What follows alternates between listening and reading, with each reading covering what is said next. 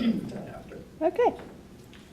Great, so let's see, today is October 10th, 2018. So, I'm so glad everyone can make it. Ellie, why don't you? Yeah, so I'm Ellie. I am one of the chair people on the education committee. So hopefully you guys get a lot out of this and it's helpful. So we wanted to introduce everyone and have everybody who's kind of a panelist to kind of introduce themselves also. We have Dr. Whedon. That's me. We have Beth. We Hi. know you. Oh, okay. Beth, Sammy, and Jen.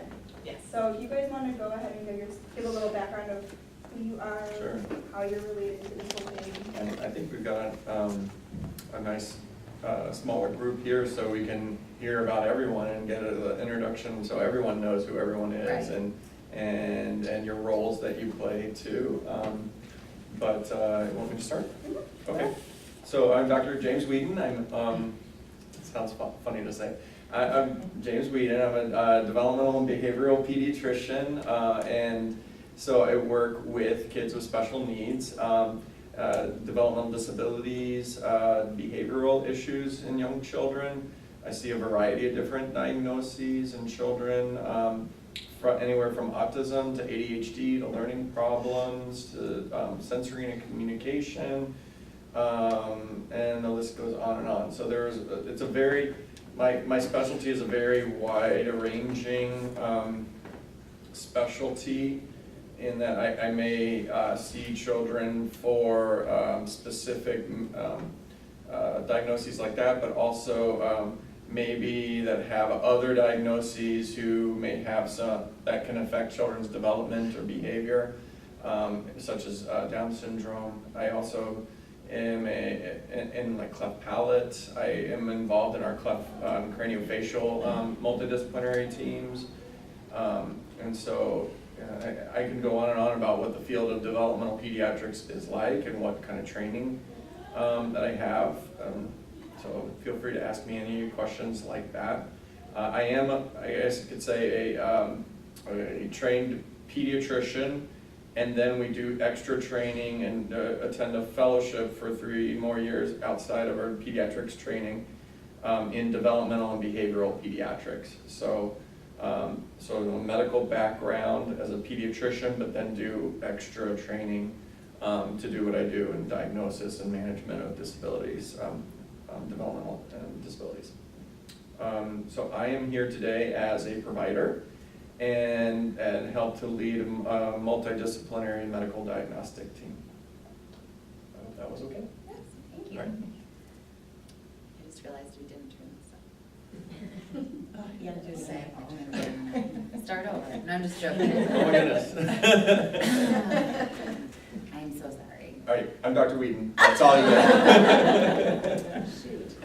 I'm just kidding. Well, at least we caught it now and not at the end. Yeah. Okay.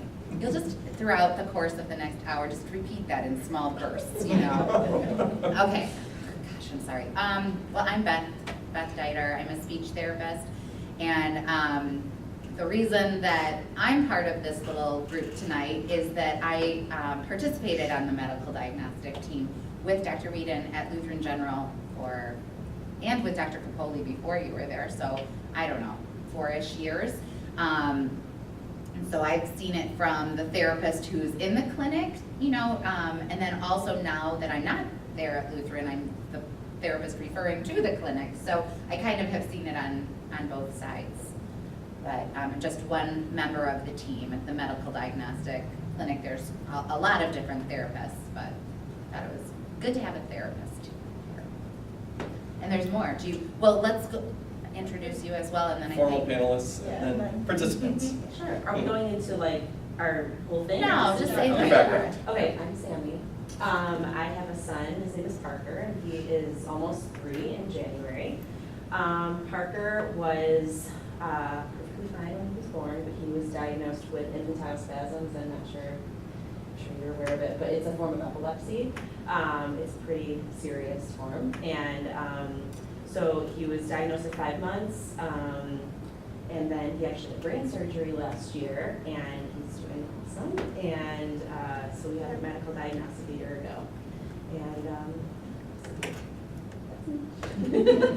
I'm Jen. I'm a mom of 3, but the reason that I'm here is because my middle son, Evan, who will be 3 in March, got a medical diagnostic, actually got the general in June.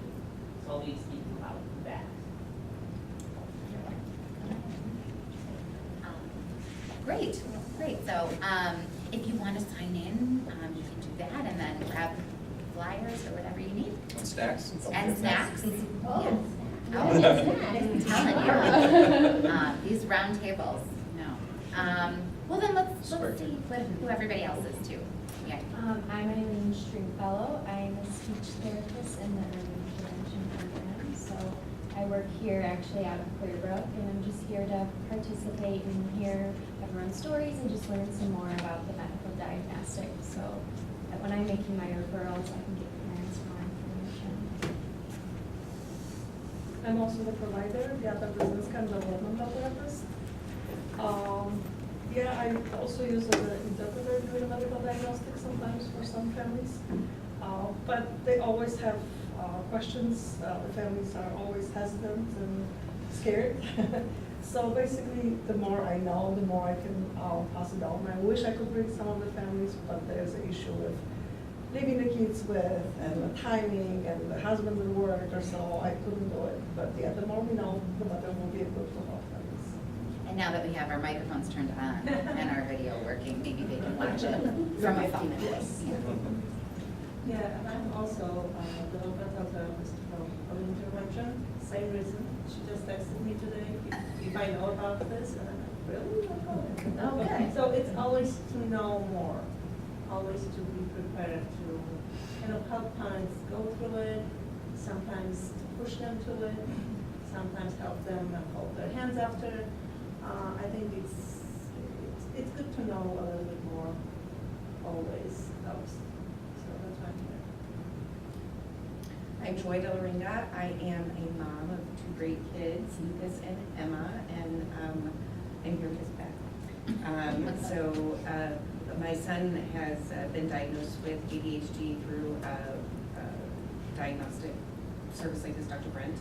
And my daughter Emma, we're still figuring out her diagnosis. Right now she's really in just this big developmental delay bucket. But she presents with a lot of really quirky, fun, special Emma things. We just had her IEP meeting this morning, actually. So I'm really interested in just learning as we work more with our developmental pediatrician, like just some more questions we can be asking, and what kinds of cues we can pick up from her. We're presented with a copious amount of data on Emma. What does it all mean? What do we do with that? How can we take that home and really support her? I'm Christy Russell. I work in early intervention as well. I'm a social worker and a DT, and I'm just here to listen, get away from my family. That's really the reason we're here. Sure. I'm Erin Vollmer. I'm a speech pathologist and with Tobago Therapies, which is a newer practice, but I've been practicing in the area for almost 20 years, so date myself. And I had a conversation with Beth, just really wanted to support what she's doing, and also heard Dr. Meaden, and then excited to be here. I'm Michelle Worth. I'm with Tobago Therapies as well. I'm Erin's business partner, so I'm really here to learn and listen. And my youngest actually went through a bunch of therapy when he was younger and had a developmental delay. So been through that on the parent side. But he's doing great now. He's in 4th grade. So I am a firm believer in therapy and just how beneficial it is to get him when they're younger. And I just wanted to hear more about City of Support after we spoke with you, Beth. And after we hear from you. So just wanted to be here and help in any way we can and learn what struggles parents have done with them. So I'm Ellie Truss. I'm a speech therapist also. I've been in early intervention for about 9 years. And I'm Julie. I'm also a speech therapist, and I have been in early intervention for 5 years now. And I'm really excited about this collaborative, especially. I think it's a really unique collaborative, and it's really interesting to just get a variety of perspectives, especially on something as hot topic as the medical diagnostic, so. It is a hot topic, and I think, you know, Julie and Ellie are on the education committee, and, you know, it was pretty easy to decide that this was gonna be the first topic every week on the Facebook group. It's like, what do I expect, you know, and wonderful parents chime in and say, well, this is what you can expect, but really, it's an intense clinic, it's an intense morning, it's rough on the family, I would say, it's rough on the professionals who provided the referral, and just the decision on whether to refer or not to refer, and then, you know, the whole clinic itself. So it's very emotionally laden, so. So we just want to kind of be cautious about how much we talk about specific names and specific doctor names and specific clinics. We're not here to promote or critique specific clinics, and especially since we are recording, we don't want it to come off as that. So just kind of cautiously say that. Also, and then for the therapist, obviously HIPAA still applies, so be careful about using names. And then we put cards out in case we are a smaller group, but if you have questions and you don't want to necessarily ask them out loud, Julie and I will kind of keep an eye out, and we can always collect them and ask them for people. So that's about it with the general rules. So Dr. Reed, if you want to go over what a medical diagnostic is that she was involved. Sure, absolutely. So I spent a little bit of time trying to get some information of the background of medical diagnostic clinic, you know, when it started and what was its purpose originally, and then, you know, what has it evolved to become now. So I found out that medical diagnostics started back in 1986, 87, somewhere around then. So it's been around for almost 30 years now. And in its infancy, it came out of the Public Act. It was what we know now as the Individuals with Disabilities Education Act, but there was a part of that, the 99457 bill that really it set ground rules on how and that there's a need to identify children to receive services in when they're entering into the school system at 3 years old. The sort of the framework of what medical system looked like back then was that there wasn't this concept of a medical home, of a pediatrician that is helping to guide you to get all different evaluations like we have now. Care is very fragmented. Maybe saw your pediatrician, but you may have, you know, it was hit or miss if you were ever able to see specialists. This is when HMOs really started too, and so the pediatrician was a gatekeeper of whether or not you could go to see specialists. And so what we found was a lot of children were being missed or not being evaluated properly going into school. And they're, especially in the under-resourced areas too. Someone who I know very well, and I guess I can use his name, is Dr. David Sheftel, is a neonatologist who was the former chair of pediatrics at Lutheran General. As a neonatologist, he was involved in NICU follow-up programs and building the follow-up programs, and he actually created a pilot grant for medical diagnostic programs for the state of Illinois. And at that time, there were 5 partners that he had to develop these clinics. Lake County, McHenry, Elgin Easter Seals, Aurora Easter Seals, and I think even further south, Southern Illinois, Carbondale. And they started to develop these teams of clinics to be able to evaluate kids.